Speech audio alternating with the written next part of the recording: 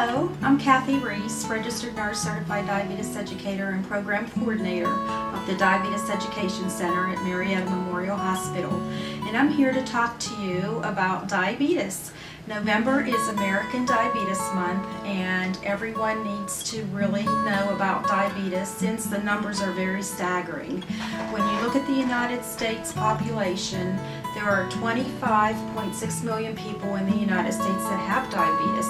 And then when you look at people that actually are in the pre-diabetes phase that haven't been diagnosed yet, nearly 80 million people have pre-diabetes at this time.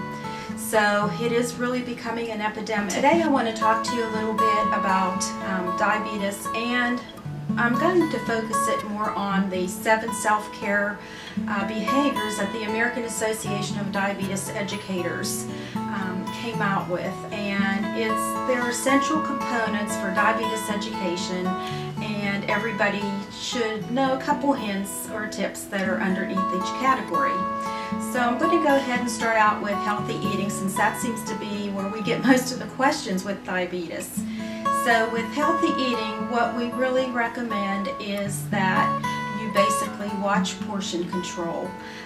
Anybody that has diabetes or anybody that doesn't have diabetes really should be doing healthy eating. The meal plan for people with diabetes is really not that different for people that don't have diabetes. What you need to do again is watch your portion control. Try to watch the carbohydrates. If you have diabetes, the carbohydrates are very important because those are the foods such as your breads, your pastas, cakes, donuts, those types of things that will really raise the blood sugar. When you look at monitoring blood sugars for people that have diabetes, they really should be checking their blood sugars.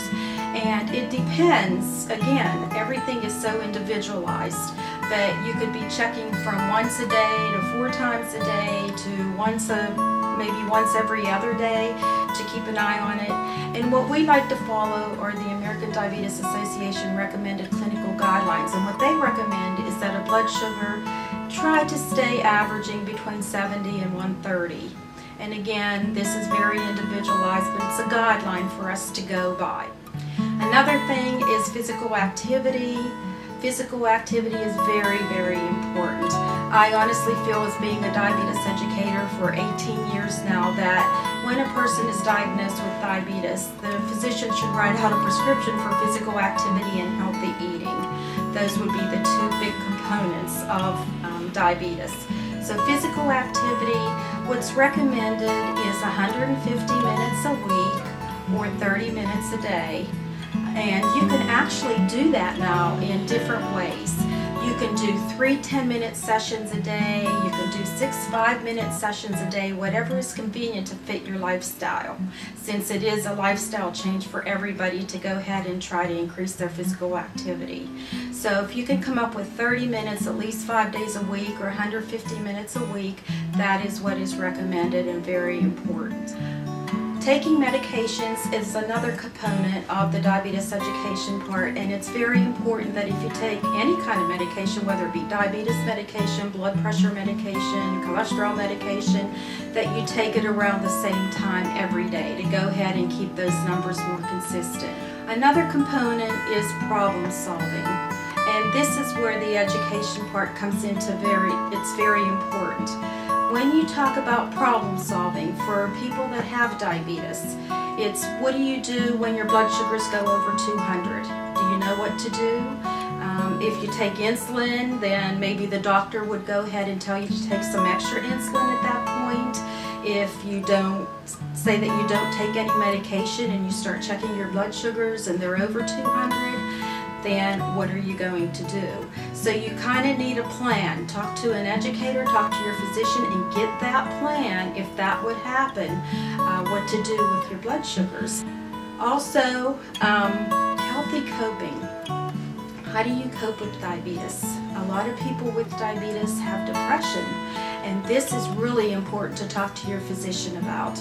We see a lot of people that come into the center that, their depression is the problem, not the diabetes.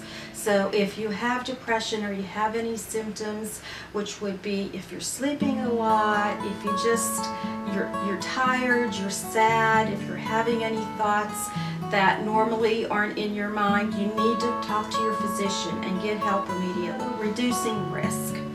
How do you reduce your risk for diabetes? Well, if you have diabetes, sometimes people think, that's it. My uncle had diabetes and he died from diabetes, and I know that's going to happen to me. With everything that we know about diabetes nowadays, that does not have to happen to you. People with diabetes can live healthy lives if you just go ahead, and it really requires a lifestyle change, which is really, really hard to do. We understand that, but if you can just make the smallest of change to reduce your risk for any eye problems. Diabetes is a leading cause of blindness, so make sure you get your yearly dilated eye exam. That is very, very important. Diabetes is also the leading cause of kidney disease. Very important to talk to your physician, get that microalbumin done every year. That's really important, and what that is that's a very small amount of protein in the urine that can actually be an indicator of kidney disease in the future. Diabetes is also the leading cause of below-the-knee amputations, so it's very important to check your feet every day. If you have any problems with a blister or callus or any unusual color, then you need to have your physician look at it or see a podiatrist. That is really, really important. You can reduce your risk for diabetes, and really you can take care of yourself and live a lot longer.